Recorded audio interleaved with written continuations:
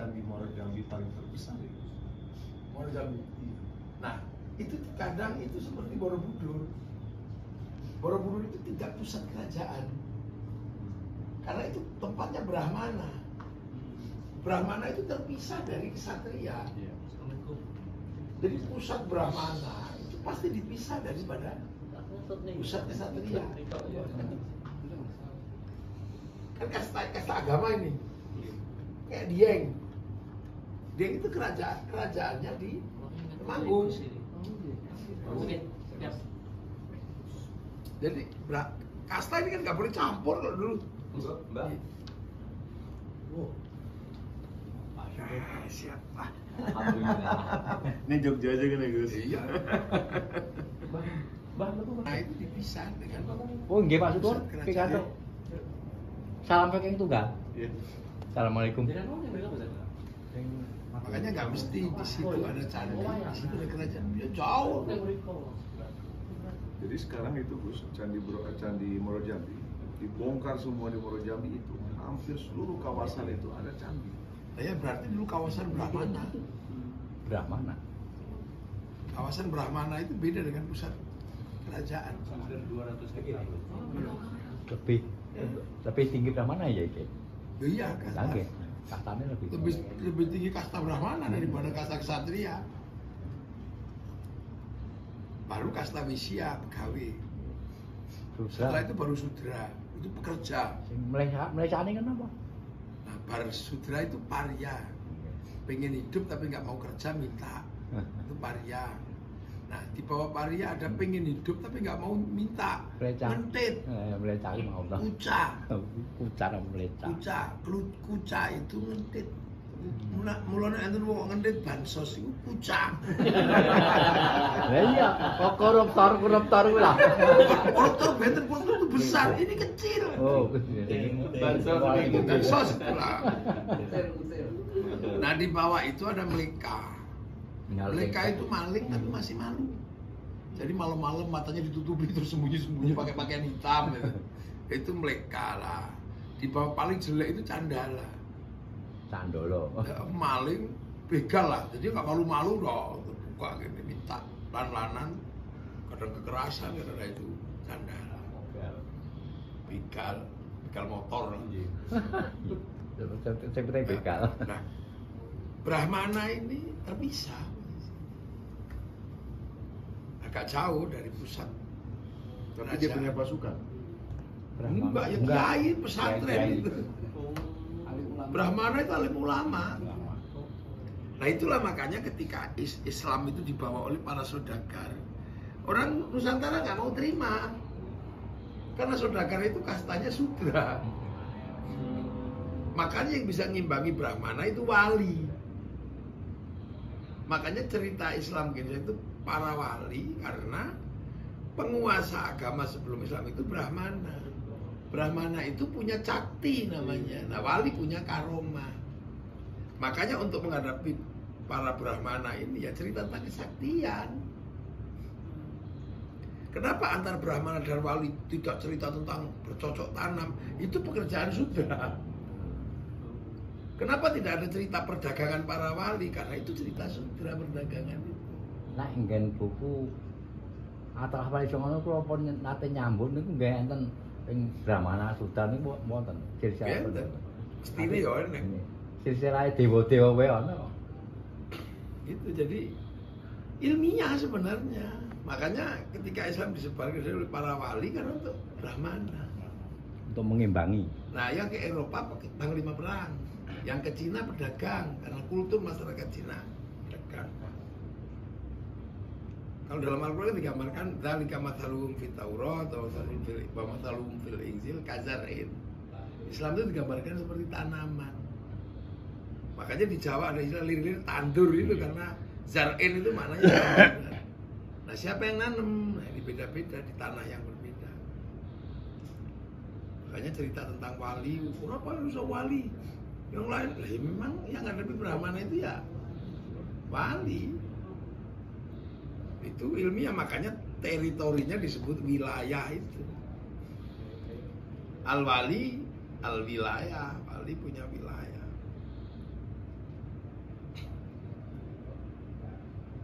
dulu yang mampu, yang terbesar karena Majapahit ya yang berkembang pertama ya di seputaran Majapahit. Itu sebenarnya perimbangannya pas. Mungkin buku itu kabeh. Mungkin tambah cara Tapi kenapa Buddha tidak begitu besar? Sulit, susah kan? Ya, ajarannya kan berat kan. Tidak makan yang bernyawa. Bagi orang pedalaman nggak boleh makan yang cuma tumbuh-tumbuhan ya berat. Makanya ajaran Brahma pun berat. Makanya yang paling banyak berkembang daerah kita itu Siwa. Tapi malu-malu juga mau pisah dari Buddha, makanya ada Siwa Buddha itu di Indonesia itu. Itu berat. Cara Buddha itu cara tempat Islam itu tarekat. Susah itu tidak makan yang bernyawa. Kalau kemudian ada burung gagak yang melintas dan dia lapar, berikanlah sebagian daging. Susah kan, padahal ada ajaran yang lebih mudah, misalnya kayak Siwa. Orang lebih suka ikut ajaran Siwa. Nafsu-nafsu dikit nggak apa-apa.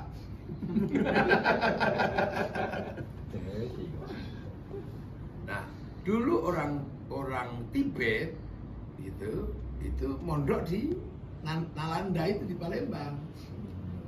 Makanya sampai sekarang Dalai Lama itu kalau menyebut asal usul agama kami dari Palembang, makanya kalau menyebut Palembang dihargai.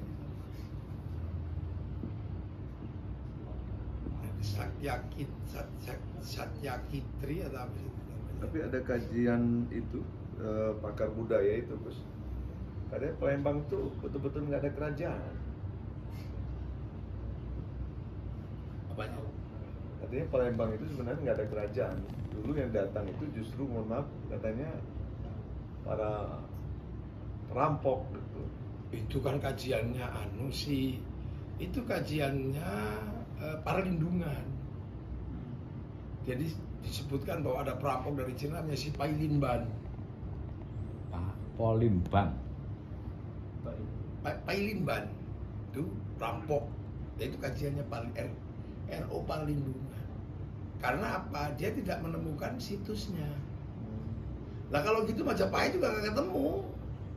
Majapahit sama Sriwijaya itu sama-sama pakai bata. Gitu loh. Nah bata ini kan usianya terbatas. Bata merah itu loh. Makanya kayak Majapahit, Baluwerti ini Mataram itu habis karena bata. Itu RO Paralindungan yang mengkaji. Karena tidak ditemukan fakta historis berupa sisa-sisa peninggalan. Batas itu pelayaran yang sana. Ya lu Trowulan itu main Mataram termakan pelayaran. Karena bata merah. Nah kalau Prambanan, Borobudur itu karena batu gunung. Candi Muara Jambi itu masih utuh itu bata merah. Saking gedenya itu. Iya, yang Muara Jambi yang sekarang. Ya saking gedenya.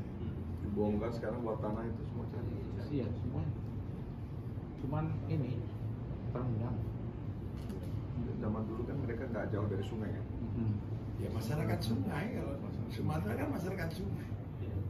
Makanya zaman Pak Harto dikirim masyarakat Jawa untuk ngolah tanah. Kan gitu. Nah ketika komoditas internasional itu butuh penanaman kebun, nah orang Sumatera waktu itu berkebun. Nah berkebunnya orang Sumatera itu nyantai. Itu kan ditengok sebulan sekali.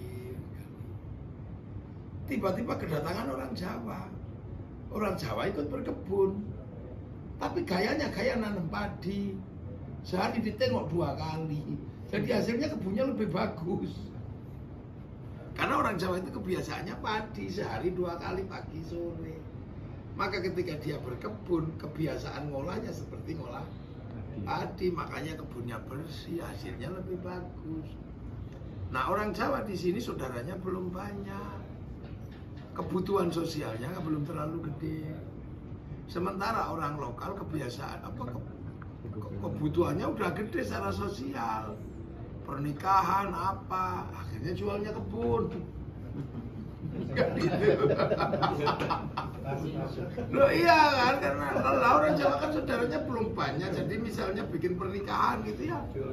Kalau orang Jawa kan paling ayam 2 cukup lah, waktu itu saudaranya belum banyak.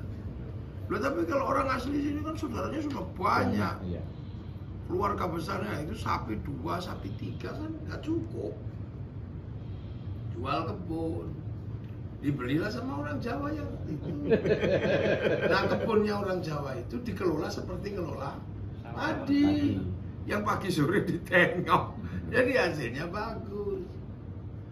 Gitu loh. Nah sementara yang orang Sumatera dulu juga sama. Begitu hidupannya mapan karena komoditas internasional, anak-anaknya kan bisa sekolah. Makanya dulu orang terdidik di Indonesia pergerakan itu orang sini semua. Nah begitu bapaknya mapan karena proses politik dan proses ekonomi, nah anaknya nggak disekolahi, lebih baik urus kebun. Akhirnya perangkat ilmu tidak punya. Dunia berbalik karena kebutuhan ilmu terkait dengan kebutuhan administrasi negara. Itu dropping transmigran kan? Karena kepatuhan struktural itu kan nggak mudah itu. Kebutuhan struktural itu nggak mudah, maka Pak Harto ya sudahlah, untuk kebutuhan itu diratakan karena sekaligus ngolah tanah. Pan ini ya itu proses peradaban itu di situ, saling sandranya kan di situ.